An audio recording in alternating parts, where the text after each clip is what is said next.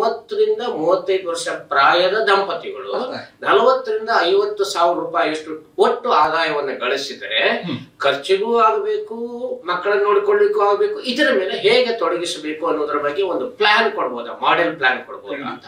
35-40 ವರ್ಷ ಅಂದ್ರೆ ಹೆಚ್ಚು ಕಡಿಮೆ ಒಂದು 5-6 ವರ್ಷದ ಮಗು ಇರ್ಬೋದು ಅಲ್ವಾ?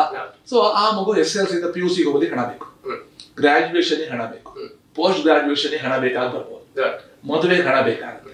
ಅದಕ್ಕೆ ಸರಿಯಾಗಿ ನಿಮ್ಮ ಫ್ಯಾಮಿಲಿ ರಿಕ್ವೈರ್ಮೆಂಟ್ಸ್, ಒಂದು ಮನೆ ಕಟ್ಟುವ ಐಡಿಯಾ ಬರ್ಬೋದು, ನೀವು ರಿಟೈರ್ ಆಗ್ತೀರಿ, ಇದೆಲ್ಲದಕ್ಕೂ ಕೂಡ ನಿಮಗೆ ಹಣ ಬೇಕು. ಕರೆಕ್ಟ್ ಅಲ್ವಾ?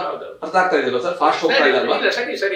ಸೊ ಓವರ್ ಆಲ್ ನಿಮ್ಮ ಈ ಲಾಂಗ್ ಟರ್ಮ್ ಗೋಲ್ಸ್ಗೆ ಇವತ್ತಿನ ದಿವಸದಲ್ಲಿ ಏನ್ ಖರ್ಚಾಗುತ್ತೆ ಆ ಫಿಗರ್ ಅಂತ ಆಲ್ರೆಡಿ ನಿಮ್ಮ ಹತ್ರ ಇದೆ.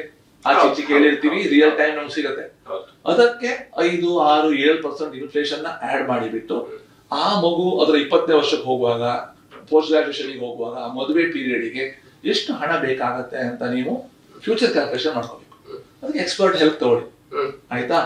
ಆ ಫಿಗರ್ ನಿಮ್ಮ ಹತ್ರ ರೆಡಿ ಇದೆ, ಇಂತಿಷ್ಟು ಹಣ ಬೇಕು ಅಂತ ಆಯ್ತು. ಸ್ಟಾಕ್ ಮಾರ್ಕೆಟ್, ಮ್ಯೂಚುವಲ್ ಫಂಡ್ ಅಲ್ಲಿ ಹಿಸ್ಟಾರಿಕಲಿ ಒಂದು 10-12% ರಿಟರ್ನ್ಸ್ ಕೊಟ್ಟಿದ್ದಾರೆ.